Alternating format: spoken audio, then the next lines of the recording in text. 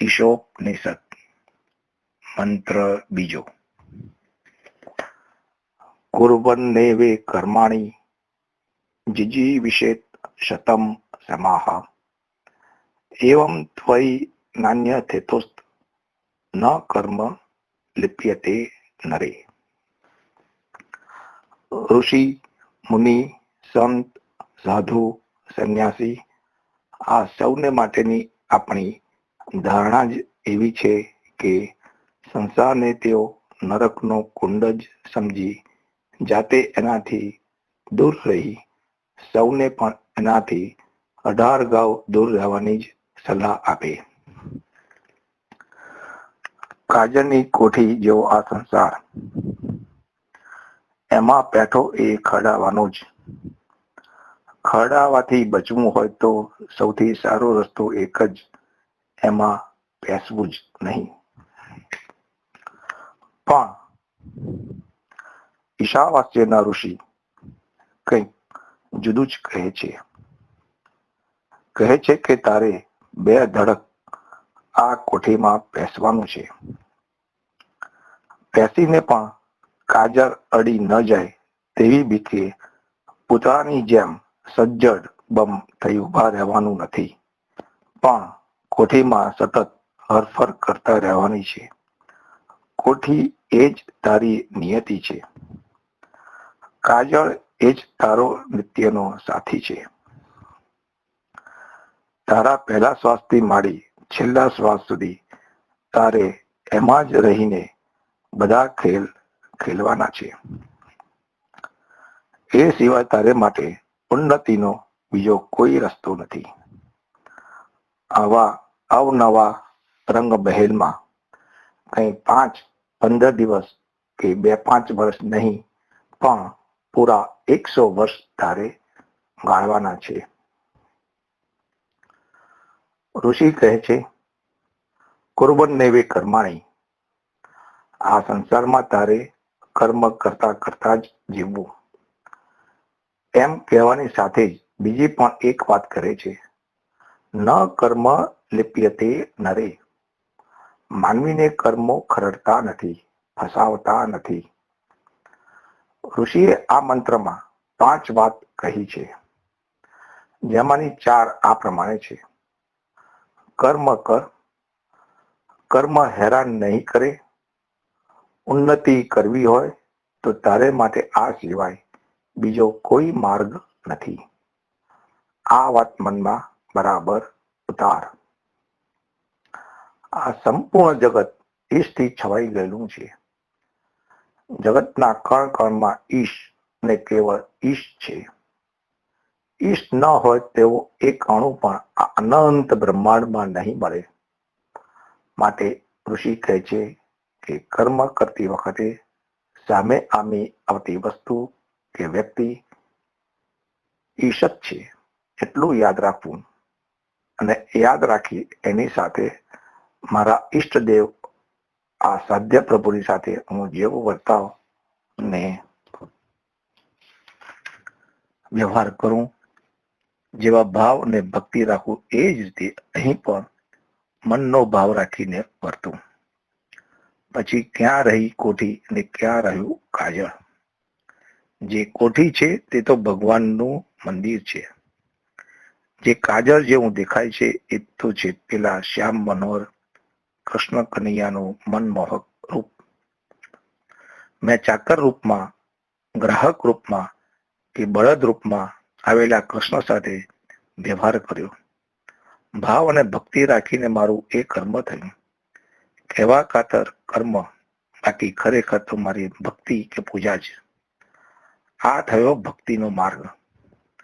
કર્મ કરતી વખતે સર્વત્ર અને સર્વમાં આપણા ભગવાન જ રહેલા છે એવો ભાવ રાખીને કર્મ કરીશું તો એ કર્મનું ફળ આપણને કાળા કાજળથી ખરડશે નહીં, પણ આપણામાં કંઈ કાળાપણું હશે તો એને દૂર કરનારું અવશ્ય બનશે. આપણે આટલું જ કરવાનું. આપણે કર્મ કરતા નથી, પણ કર્મના નાટક દ્વારા તો ખરેખર ભગવાનની ભક્તિ જ કરી રહ્યા છીએ એવો ભાવ રાખવાનો. આપણું પ્રત્યેક કર્મ ભગવાનને ભક્તિભાવથી ચઢાવેલું ફૂલ જ બની જવા દો. પછી જુઓ ચમત્કાર. જળમાં રહ્યા છતાં કર્મનું ફળ આપણને સ્પર્શી નહીં શકે. તે ભગવાન છે એવો ભાવ રાખીને ખેડૂત બળદ પાસે કામ લે. ભગવાનને માલ આપી રહ્યો છે એવી સમજણથી ગ્રાહક સાથે વેપારી વ્યવહાર કરે. ભગવાન માટેના અન્નકૂટની રસોઈ કરતી હોય એવા ભાવથી ઘરની સ્ત્રી રસોઈ કરે ને સૌને જમાડે. પોતાની સામેનો પ્રત્યેક બાળક સાંદીપનીના આશ્રમમાં ભરતા કિશોર કૃષ્ણ છે એમ માનીને ભાવ વિભોર બનીને શિક્ષક ભણાવે. કૃષ્ણની છાતી ચીરીને હૃદયનું ઓપરેશન કરી રહ્યો છે એવો ભાવ રાખી અતિ કાળજીપૂર્વક ડોક્ટર પોતાની છરી ચલાવે. બસનો ડ્રાઈવર પોતાની ગાડીમાં અનેક રૂપો ધારણ કરીને લીલાધર કૃષ્ણ બેઠા છે એવા ભાવથી ગાડી ચલાવે. ચોરને સજા કરતો પોલીસ માતા યશોદા કૃષ્ણને સજા કરતા એવા ભાવ સાથે સજા કરે. આમાં કોઈ કર્મ જ ક્યાં રહ્યું? આમાંનું કયું કર્મ કાજળ બનીને કર્તાને કાળો કરી શકે તેમ છે? આમાંનું કયું કર્મ કર્તાને ચીટકી અને નરકના કુંડમાં નાખી શકે તેમ છે? ભગવાનનું જ રૂપ માની પૂરા ભક્તિભાવથી કર્મ કરવાની આ સહેલી રીત છે. જો ભગવાનનું રૂપ સમજવા જેટલો ભાવ ન થઈ શકતો હોય તો પોતાના દ્વારા થયેલું કર્મ ભગવાનને અર્પણ કરી દો, તો પણ તેના ફળમાંથી બચી જવાય. આમ ભાવ પ્રધાન વ્યક્તિ ભક્તિનો રસ્તો પકડી પોતાના કર્મોના ફળમાંથી બચી શકે છે. પરંતુ કેટલાક તર્ક પ્રધાન બુદ્ધિ પ્રધાન હોય છે, એમને માટે ભાવનો માર્ગ અઘરો પડે છે. આવા લોકો દ્રષ્ટા કે અભિનેતા હોવાનો ભાવ રાખી કર્મ કરે તેમને કર્મનું ફળ ચીટકી શકતું નથી. થિયેટરમાં બેઠેલો પ્રેક્ષક નાટક કે ફિલ્મ જુએ છે. પડદા પર અનેક દ્રશ્યો આવે છે, અનેક ક્રિયાઓ થાય છે. કોઈનું મૃત્યુ થાય છે ત્યારે તે રડતો નથી, કે કોઈને ત્યાં પુત્ર જન્મે ત્યારે ઉભો થઈ પેડા વેચવા લાગતો નથી. આગ જોઈ અળકરાતો નથી, ઉછળતો સાગર જોઈ અને ડૂબી જવાનો ડર લાગતો નથી. એ બરાબર જાણે છે કે આ બધું થઈ રહ્યું છે તેમાં હું સામેલ થયેલો નથી. એ જ રીતે નાટકમાં કોઈ વ્યક્તિ રાજા, ભિખારી, સિપાહી કે લૂંટારો બની આમ કામ કરતા અભિનેતાને એની કોઈ અસર થતી નથી. એ ક્રિયા એ પોતે જ કરે છે, દિલ દઈને કરે છે, છતાં એને પોતાને અસર થતી નથી. આ બધું એનો અભિનય માત્ર છે. આ ક્રિયા હું કરી રહ્યો છું, આ ભાવ હું અનુભવી રહ્યો છું, આવો અહમભાવ કે કરતા ભાવ તેના મનમાં જાગતો નથી. મનના ઉપર છેલ્લા ભાવથી સપાટી પરથી જ તે આવી બધી ક્રિયાઓ કરે છે. તેનું મન સાચા રૂપમાં સંડોવાતું નથી. દ્રષ્ટા તરીકેનો ભાવ રહે ત્યાં સુધી દ્રષ્ટાના ચિત્ત પર દ્રશ્ય કશી અસર કરી શકતું નથી.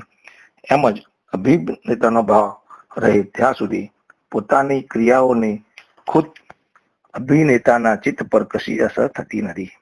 આવો દ્રષ્ટ ભાવ કે અભિનેતા હોવાનો ભાવ રાખવો એ લાગણી પ્રદાન કરતા બુદ્ધિ પ્રધાન લોકોને વધુ ફાવે છે.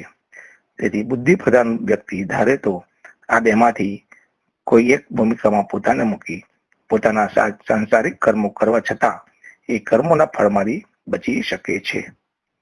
ક્રિયામાં જ્યાં સુધી મન ન ઉમેરાય ત્યાં સુધી ક્રિયા ક્રિયા જ રહે છે. ક્રિયામાં મન ઉમેરાય ત્યારે જ તે કર્મ બને છે. ફળને કર્મની સાથે સંબંધ છે, ક્રિયાની સાથે નહીં. મનને અલગ કરી દીધું, પોતે આ ક્રિયા કરે છે એવો કરતા ભાવ કાઢી નાખ્યો એટલે ક્રિયા થતી હોવા છતાં તેનું કર્મમાં રૂપાંતર થતું નથી. જો કર્મ જ ન થાય તો કર્મનું ફળ ન હોય તે સમજવું સહેલું છે. ઋષિ કહે છે કે ન કર્મ લિપ્યતે નરે, ત્યારે તેમની નજરમાં કરતા ભાવ વગરના આવા કર્મો છે. કર્મની અંદર કોઈ એક તત્વને ભક્તિથી, સમર્પણ ભાવથી, દ્રષ્ટા ભાવથી, અભિનેતા ભાવથી કોઈ પણ રીતે બાળી નાખવાથી બહારથી એવું ને એવું જ રહેવા છતાં અંદરથી કર્મ ખતમ થઈ જાય છે. કર્મમાંથી, કર્મના ફળમાંથી, કર્મ ફળ જીવન કર્મ એવા નાગચૂર અનંત ચક્રમાંથી બચી શકાય છે એમ ઋષિ જાત અનુભવથી જાણે છે. તેથી જ બે ધડક આપણને સલાહ આપી શકે છે કે કર્મો કરતા કરતા જીવવાનું છે. જીવો, હોંશથી જીવો, જીવાથી ભાગો નહીં, કર્મોથી ભાગો નહીં. એમાંથી બચવાનો રસ્તો શોધી કાઢો. પછી બોજાથી મુક્ત બનેલા પ્રવાસીની જેમ ગમે તેટલો લાંબો પ્રવાસ હોય તો પણ લહેરથી હસતા હસતા સફર કરો. કુર્વન્નૈવે કર્માણી જીજી વિશે શતમ સમાહ. જીજી વિશે જીવવાની ઈચ્છા કરવી.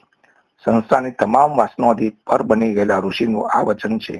જીજી વિશે એટલે જીવવું નહીં, પણ જીવવાની ઈચ્છા કરવી. કેટલું જીવાશે તે કોઈના હાથની વાત નથી, ઈશ્વરની ઈચ્છાને આધીન છે. પણ જીવવાની ઈચ્છા કરવી એ પોતાના હાથની વાત છે.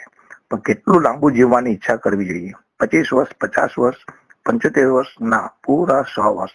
શતમ સમાહ.